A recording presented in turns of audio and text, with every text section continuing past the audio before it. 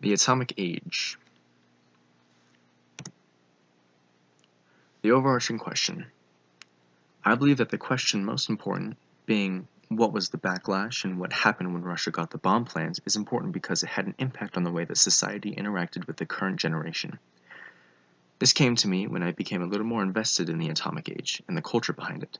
Like a 10-minute ad on ducking and covering only scratches the surface of the topic. My thesis. Abundance of everything and time were such major components to the happiness that came during the atomic age. After the war, so much money and food was available that the classic bright color scheme and old-fashioned look that many have come to see when thinking back on the past was brought to light because of money and time. Money and time has fueled the advancements of society, like, for example, putting a TV in the living room of many Americans. The first of a generation of chemicals. The dropping of the bombs on Nagasaki and Hiroshima devastated the population of the two cities and killed a whopping 226,000 people. The bombs named Little Boy and Fat Man were dropped above the two cities in order to end World War II, and the surrender of Japan shortly followed. Little did they know that this would spawn a generation of nuclear weaponry and harsh chemical warfare. Along with the nuclear age, this ties the age of anxiety. Atomic spies. The title, The Spy Ring and Atom Spies.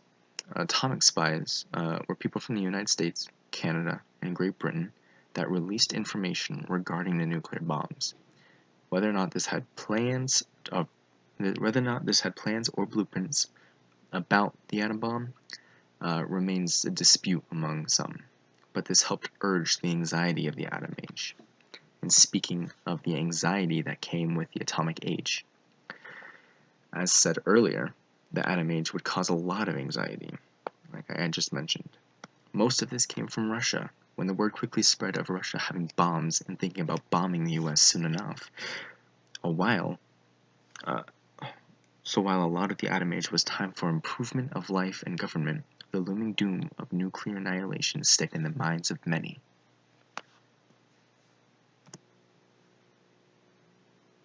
The Daisy Girl ad was a presidential campaign ad that featured footage of atom bombs going off.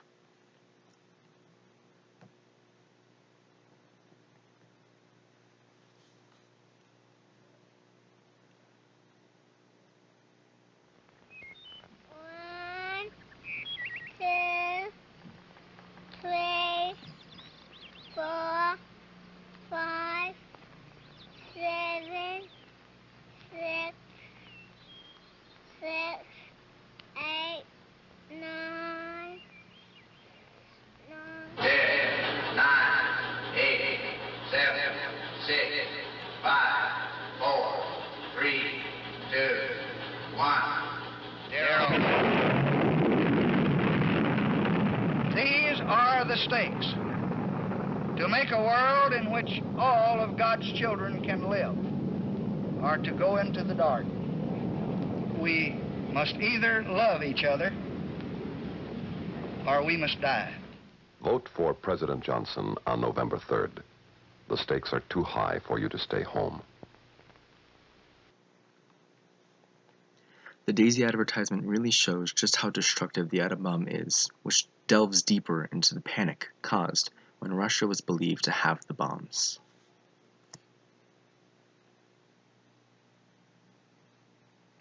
Duck and Cover. Duck and Cover was an ad that introduced a character that encouraged people to duck and cover in order to ensure safety in case an atom bomb went off.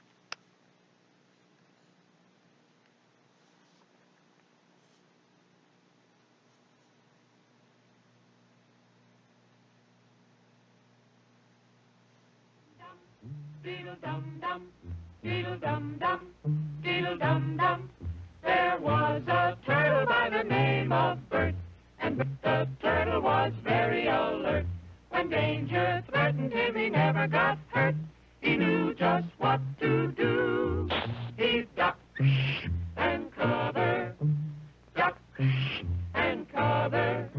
He did what we all must learn to do. You and you and you and you duck and cover.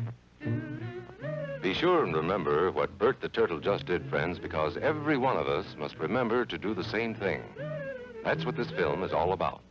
Duck and cover. This is an official civil defense film produced in cooperation with the Federal Civil Defense Administration and in consultation with the Safety Commission of the National Education Association. Produced by Archer Productions, Incorporated.